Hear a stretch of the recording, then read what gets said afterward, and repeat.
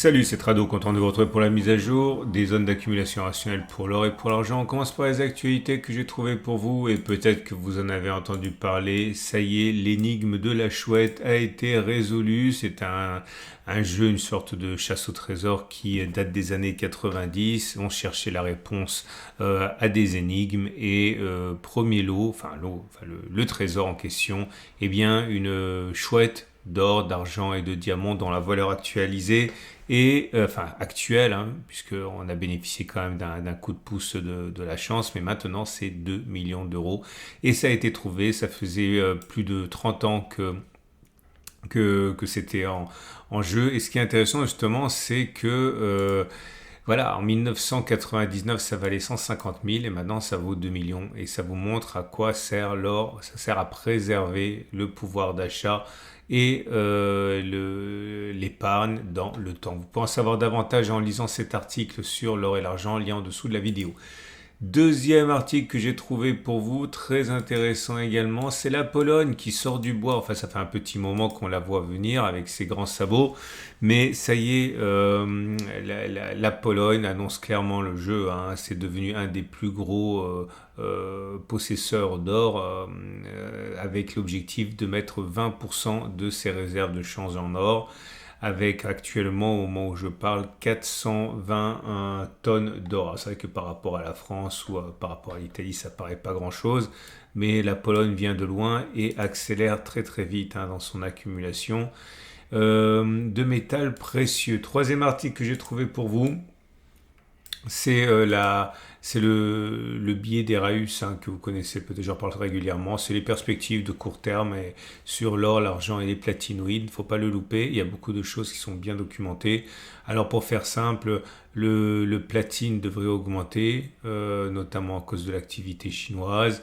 L'Inde voit ses importations d'or augmenter à un plus haut de 3 ans et demi. Ok, ça devrait soutenir l'or.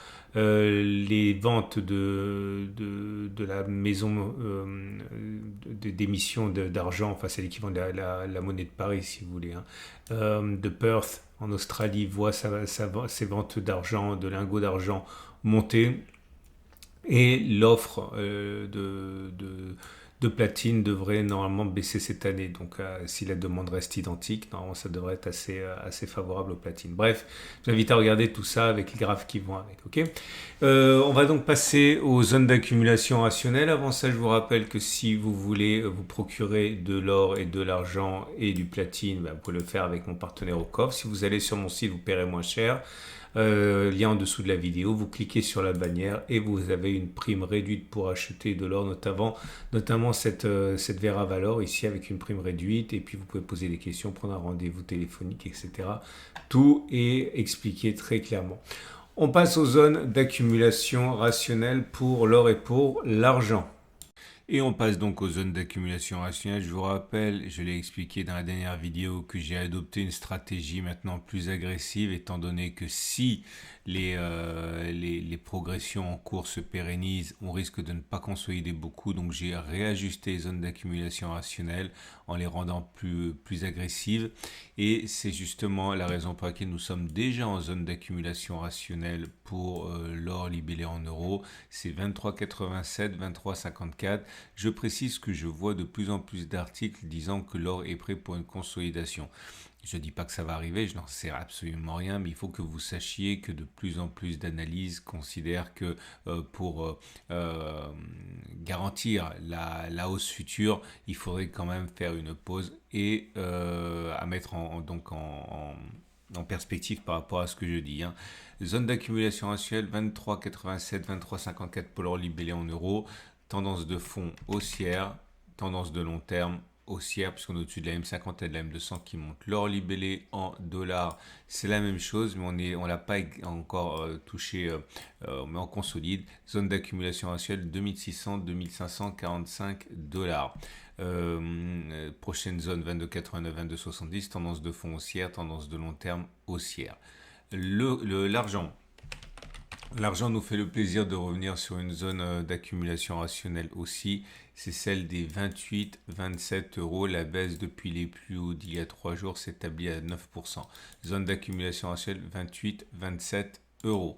Et l'argent libellé en dollars, également en zone de repli pour cette semaine, avec un retour sur les 31-30 euros ici. Zone d'accumulation avec tendance de fond haussière, une tendance de long terme haussière. Voilà.